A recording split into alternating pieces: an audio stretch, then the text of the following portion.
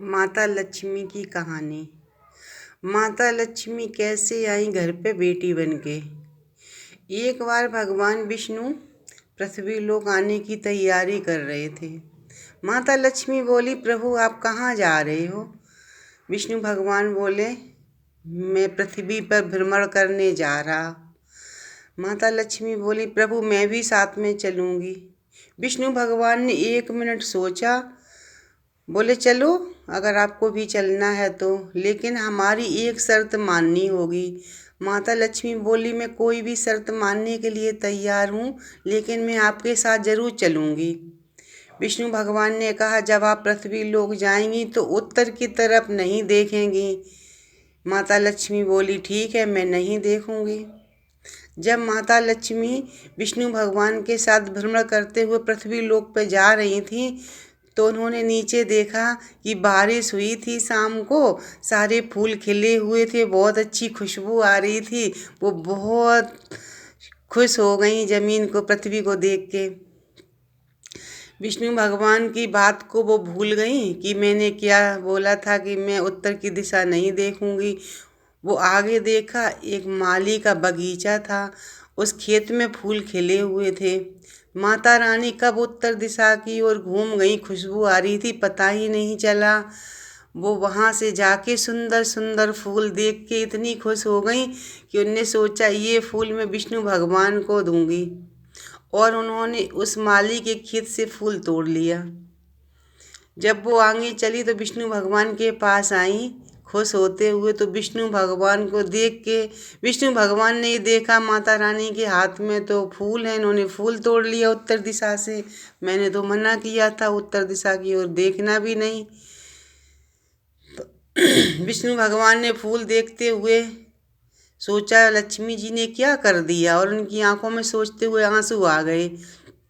माता लक्ष्मी से पूछा कि आपने तो हमसे बोला था हम देखेंगे नहीं उत्तर दिशा की ओर, फिर आपने तो फूल भी किसी का तोड़ लिया बिना पूछे, तो चोरी होती है। माता लक्ष्मी बोली, तो मैं क्या करूं? विष्णु भगवान बोले, आपने फूल तोड़ा, इसके अनुसार आपको 3 साल का दंड भोगना होगा। इस गरीब माली के घर पे जाके आपको 3 साल तक सेवा देनी होगी, बेटी बन के नौकरानी बनना होगा। माता रानी बोली, ठीक है मुझे स्वीकार है। विष्णु भगवान अपने बैकुंठ धाम को चले गए। माता लक्ष्मी पृथ्वी लोक पर एक बेटी का रूप धारण कर लिया और उस माली के घर पे पहुंची। उस माली के यहाँ 3 लड़की 2 लड़के थे। उसकी पत्नी थी। बहुत ही परोपकारी लोग थे, दिल के बहुत अच्छे थे, दयालु थे और गरीब थे। उनके यहाँ माता लक्ष्मी ने देखा एक झोपड़ी थी जिसमें वो लोग बड़े आनंद से रहा करते थे। माता लक्ष्मी को देखा कि छोटी सी लड़की है, बेटी कहाँ से आई हो? बोली, हमारा कोई नहीं है, मैं 3 दिन से भूखी हूँ, मुझे आप अपने यहाँ काम पे रख लो या अपनी बेटी बना लो। माली दयालु ब्राह्मण था। उसने कहा, ठीक है आप हमारे यहाँ रुक जाओ बेटा। उसने अपने घर में अपनी लड़की समझ के उस लड़की को, माता रानी को, रख लिया। दूसरे दिन जब वो बाजार में फूल बेचने गए तो देखा फूल में बहुत सारी प्रॉफिट हुई, तो उन्होंने उस पैसे से एक गाय खरीद ली। धीरे धीरे उनके यहाँ बहुत सारी संपत्ति बढ़ने लगी और वो अमीर होने लगे। झोपड़ी की जगह उनका मकान भी बन गया। उन्होंने एक दिन सोचा, ये लड़की जब से हमारे घर पे आई है, ये साक्षात लक्ष्मी है। जब से आई है हमारे यहाँ तो किसी चीज़ की कमी नहीं है। भगवान ने धीरे धीरे सारे कष्टों को दूर कर दिया।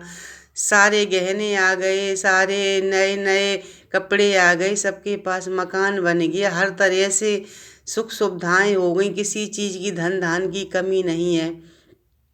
एक दिन वो घर में सो रहे थे, जैसे ही दोपहर का टाइम था बाहर निकले तो उन्होंने देखा जो हमारी चौथे नंबर की लड़की मुंह बोली थी, वो माता लक्ष्मी के रूप में दरवाजे के बाहर खड़ी हुई है।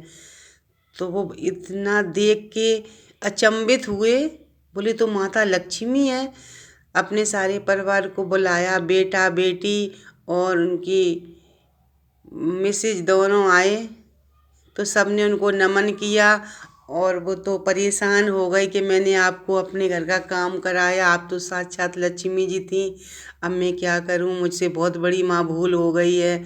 बोली नहीं, आप बहुत दयालु हैं, बहुत अच्छी हैं, परोपकारी हैं, बहुत सज्जन व्यक्ति हैं, इसलिए मैं आपके यहाँ आके बहुत खुश हुई हूँ। आपने हमारे साथ कोई गलत व्यवहार नहीं किया है, इसलिए मैं आपको आशीर्वाद देती हूँ।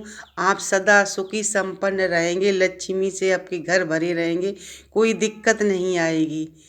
ऐसे ही माता लक्ष्मी की जो भी पूजा करता है सच्चे दिल से और किसी को परेशान नहीं करता है, बुराई दुष्टता हर चीज़ से दूर रहते हैं जो लोग, छल कपट से, उसी के पास माता लक्ष्मी वास करती हैं, उसी के घर में वास करती हैं, उसी के यहाँ हर काम अच्छे होते चले जाते हैं। जय हो माता और फिर विष्णु भगवान माता लक्ष्मी को लेने आए। 3 साल हो गए थे और माता रानी अब विष्णु भगवान के साथ अपने बैकुंठ धाम को चली गई। बोलो लक्ष्मी नारायण की जय, बोलो लक्ष्मी नारायण की जय, बोलो माता रानी की जय।